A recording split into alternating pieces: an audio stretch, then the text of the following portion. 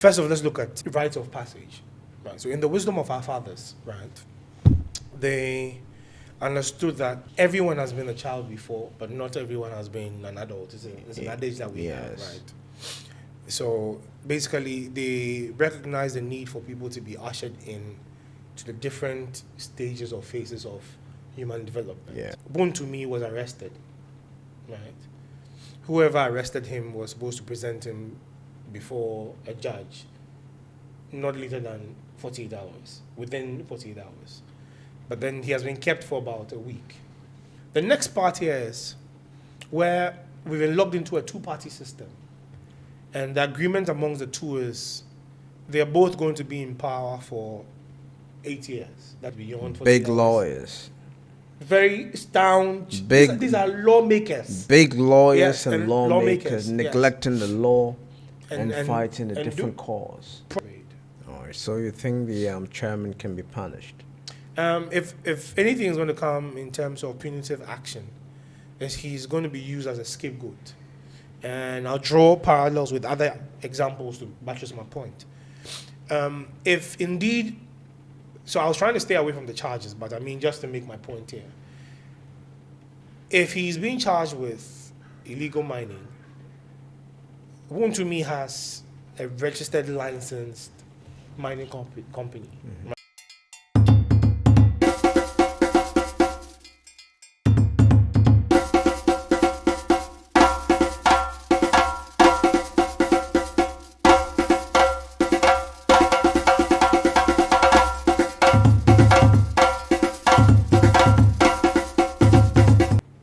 Okay, so to move up, we gotta talk about the impact of national service.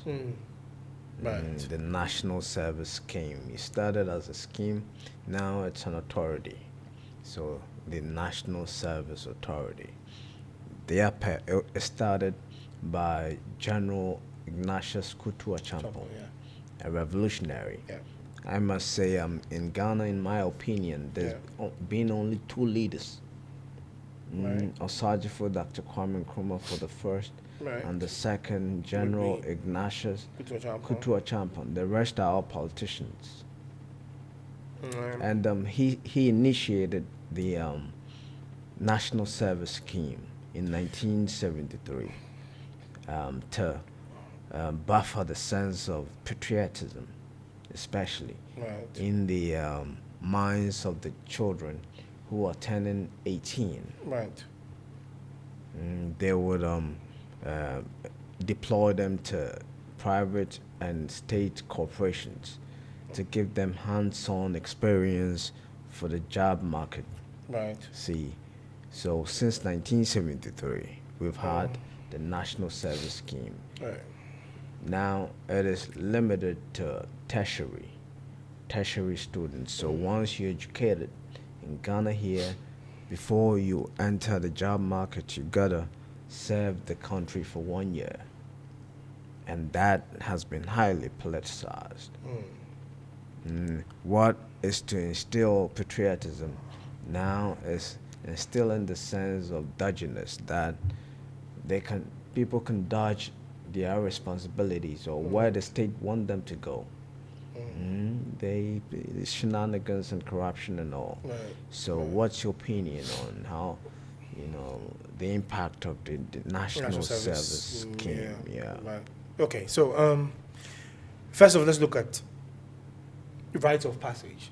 Right. So in the wisdom of our fathers, right, they understood that everyone has been a child before, but not everyone has been an adult. It's an adage that we have, right? So basically, they recognize the need for people to be ushered in to the different stages or phases of human development. Yeah. Right. So then you have the first stage is when you are born. You have your naming or outdooring ceremony, right?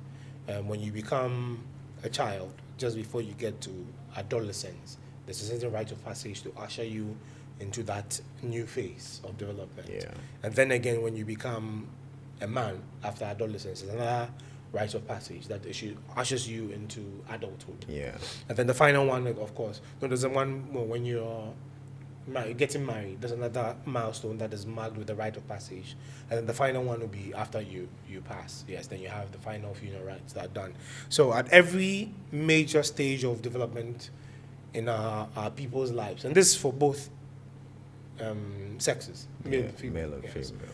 So at every point of human development in our societies, there was guidance. There was a system that was going to usher you into a new phase. Initiation. Yes. Initiation, yes. But you see, when that was lost, we have people today children who don't understand how to become adolescents or teens, right? Their bodies started reacting differently to stimuli and all of that. Yeah. And because there's not been any orientation for them, they are overwhelmed. Yes. And some of them just follow their edges or their impulses, and it creates all the problems that we are seeing. You see.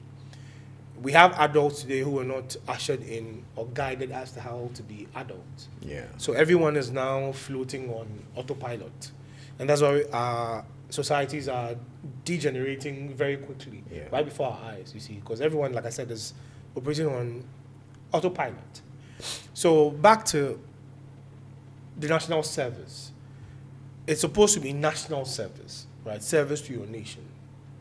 And that cannot be just for a year. Yeah. Right? If you look at our national flag, the first color at the top happens to be red. Mm-hmm. And that red is the blood of people who sacrificed themselves to make sure that we will be here today. It is our duty, and of course the duty of every generation, to make sure they create conducive environments in that society to be able to sustain not just the next generation, but future generations. Mm-hmm. You see? So that service to your nation cannot be something that you'd crump up or put into 1 year. No. Yeah.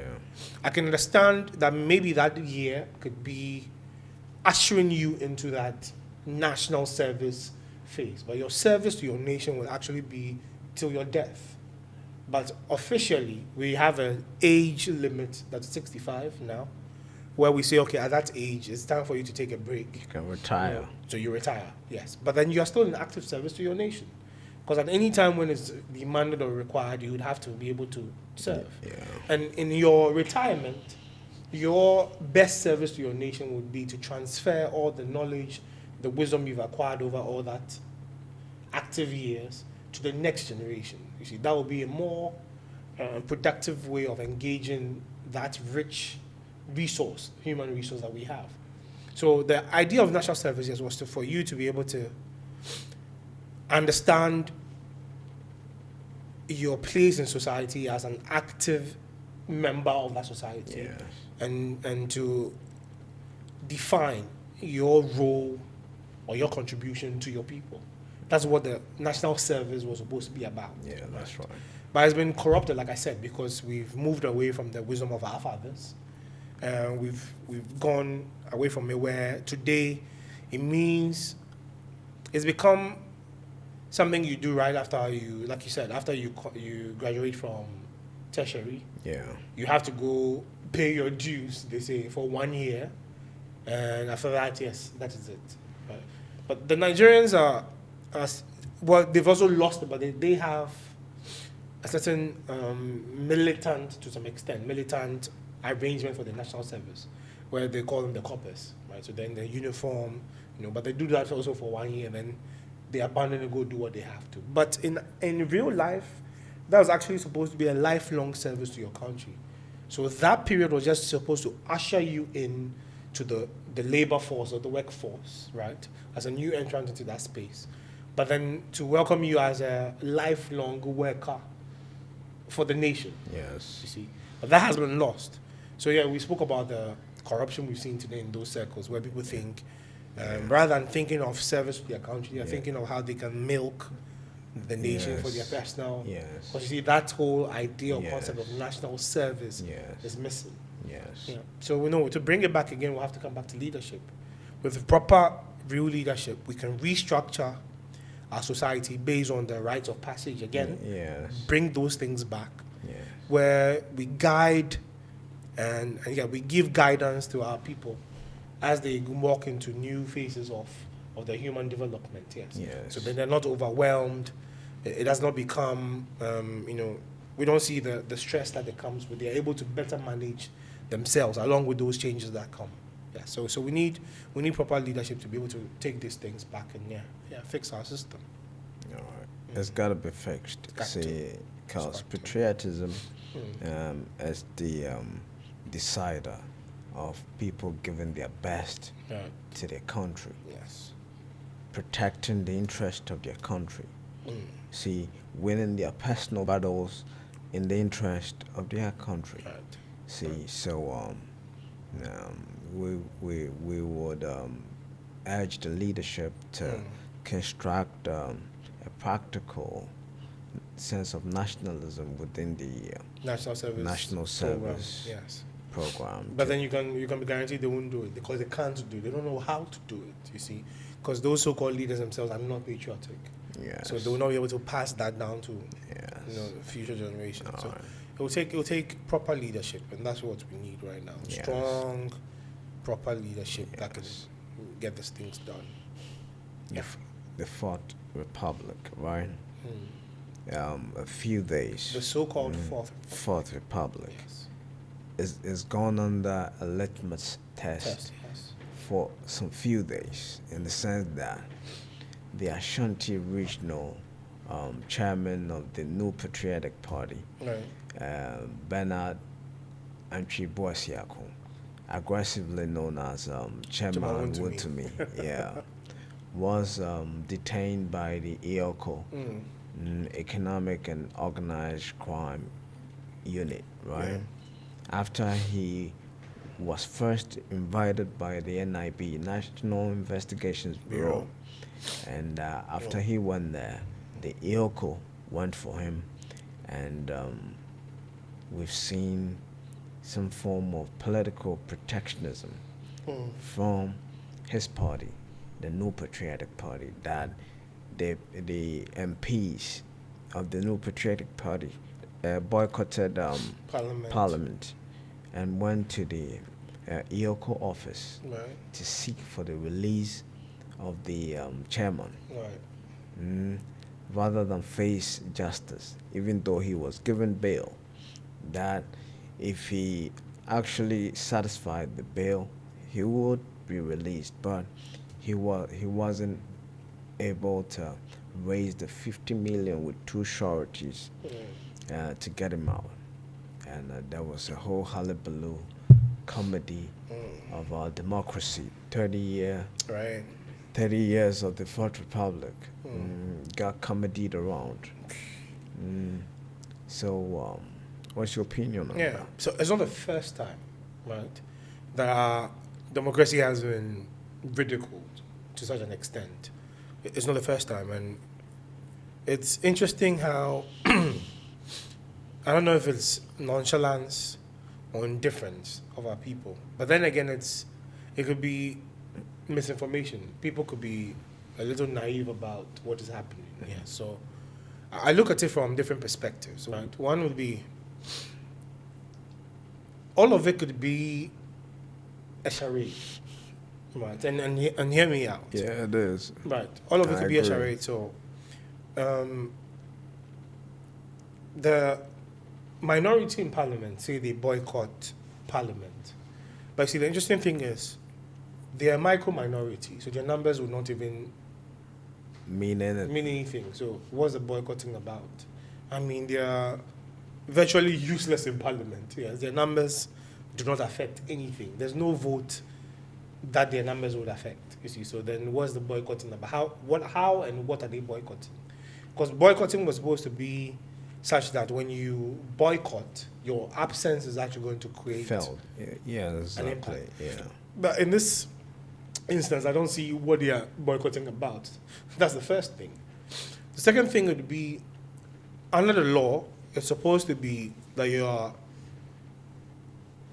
innocent until proven guilty.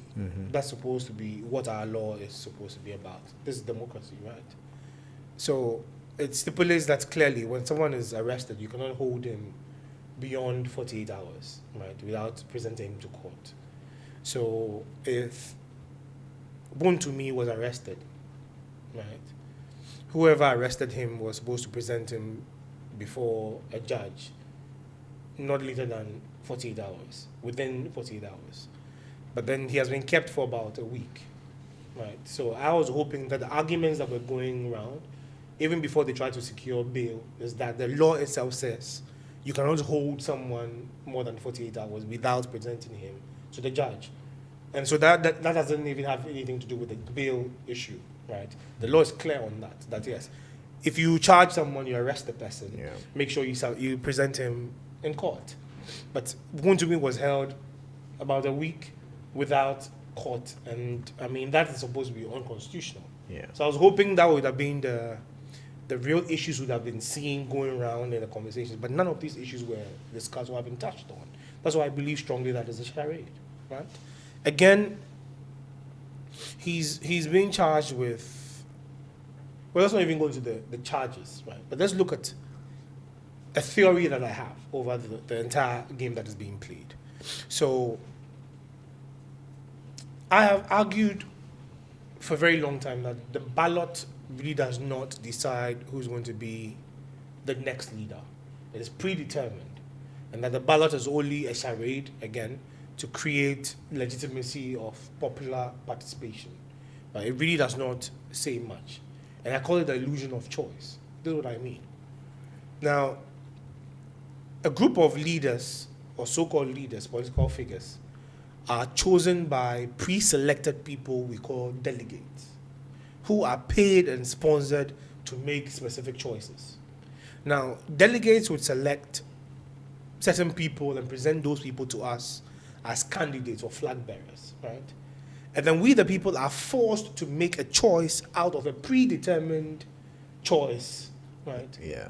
Of people, and say these are the people we have to choose our next national leadership from, right? That is an illusion of choice. Mm-hmm. So we think we are making an active choice as to who's going to be our next leader, but then these are predetermined and imposed on us. So I call it the illusion of choice. There's actually no choice in there, okay? Now, that is one part of it. The next part here is where we've been locked into a two-party system.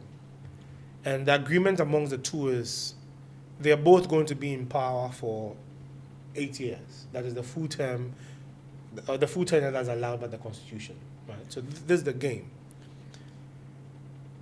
The incumbent, right, would have to make a deal with the IMF. So they make certain concessions. They'll sign off some concessions to them, give something off in return for political power. Now, the international community led by the IMF and the World Bank creates a positive image around the opposition, right? Or let's use the new government. So a new government comes into power, prepped by the IMF, the World Bank. They're given some monies as usual, which will probably have been negotiated by the outgoing administration, right? So this new administration makes certain concessions and all of those things before they come into power. Now, towards the end of their tenure, people are agitated because they're not able to deliver on their mandate. So people become dissatisfied. There's public discontent. People start bashing the incumbent government. Now, the system props up the opposition, right? Gets them to make pledges of future concessions. Mm-hmm. Now, if you're ready to play ball, they prop them up, give them all the good ratings and all of those. They present a false united front, and based on that, they seem to be the credible alternative. So then they just get the incumbent out of power, bring in a new government, and the cycle continues, right? So elections is actually a charade, because even though we keep changing the political players, the system continues. Yeah. The conditions get even worse. Right? Yeah. Nothing significantly same changes. Deals they agree to. Yes. Yeah. So before the elections, we saw NPP as a very divided party. Front. Yes. There were several fractions and rivalries amongst the different factions and all of that. I see the Wontumi thing as a plot to create a semblance of unity or united front in the NPP, party, right? Because mind you, they just lost an election. So the whole thing now would be for them to create as a perception of unity. And in fact, Yeah. there's allegation that Right. he was the major cause of their defeat. So then I see a scapegoat Yes. thing in here. Yes. Yeah. So they push Wontumi into this mix, right? Or this mess, if you like. The NPP rallies together as a united front right now, demanding the release of their chairman. Nobody cited issues of non-constitutionality where he's kept beyond 40 Big hours. lawyers. Very staunch. Big- These are lawmakers. Big lawyers Yes, and and lawmakers lawmakers, yes. neglecting the law and, And- fighting a and different do- cause. Proper charade. This is all theatricals. Yeah. Right? So we see a certain semblance of a united front, right? So now, in the coming days, what you see is there'll be one particular strong figure in the NPP who would show face and be more like their Moses, who would try to rally everybody together and say, you know what, we need to come back to build a party, to build, to reclaim power and all of that. And then, yes, now we see a very different version of a party, very different from what we've seen in the incumbent that a few Yeah. years ago, yeah. And then that would be a new path for, people to follow. And then simultaneously, this government will be wrapped up in all the allegations of corruption and not just allegations, but indeed corruption scandals and all of those, they'll not be able to deliver on their mandates and things will be looking some way. And then the public sympathy would wane, public anger will be, whipped up against the NDC. And then towards the end of their tenure, they would have to make way for the NPP to come back. And then that's a cycle that continues. And if you doubt this, the current administration that is receiving so much goodwill and public sympathy and all of that Yeah. is the same government that Ghanaians chased out in 2016 with Yeah. over 1 million votes. Yeah. What changed? Same players, same people. Nothing has changed. You saying the same practice? Can you say it's the same practice?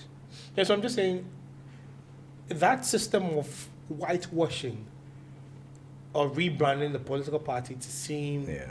like a very different new Okay. system is a deliberate play Okay. that is done. And I'm saying Yeah.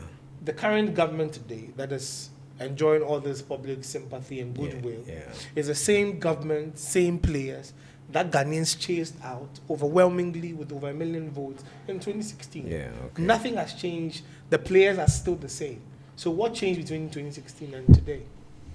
You see, it's the same thing that's going to happen. The same players that we've seen in the NPP are going to be whitewashed with all the things I've described so far and presented to us in 2028 as a new shining example of what leadership is supposed to be.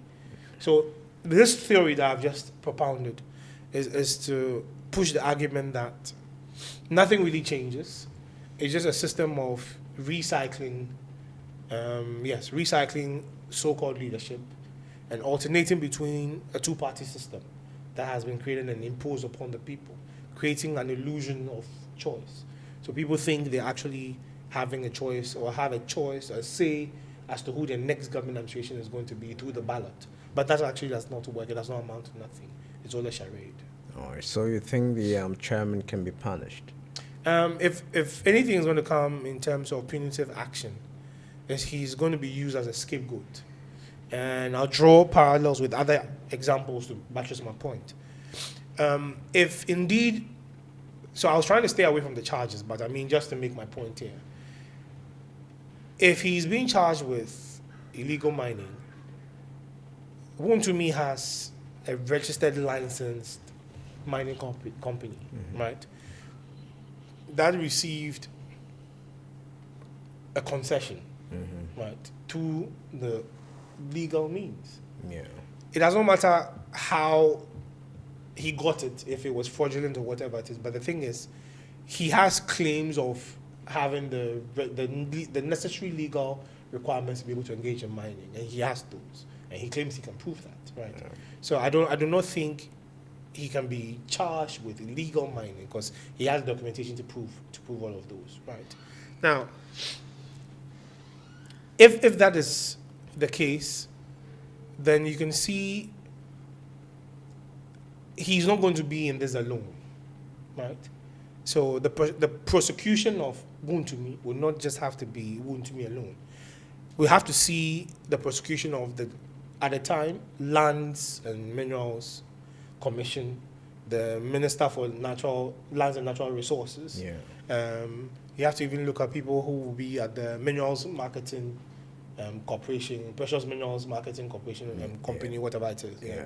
But then it cannot be just an individual, because there's got to be a long chain of sequence of events that led to he being able to commit any crime that he has committed, right?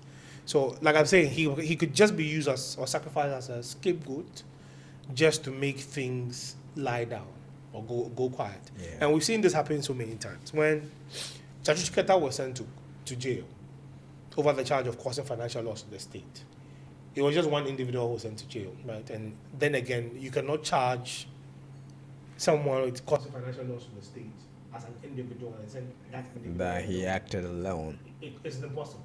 Because for government to release even one city from the central bank or government coffers, there's a long chain of authorizations that have to be made. So you're looking at the Minister of Finance, looking at the governor of the Bank of Ghana. All of these officials will have to be implicated in such an event or crime.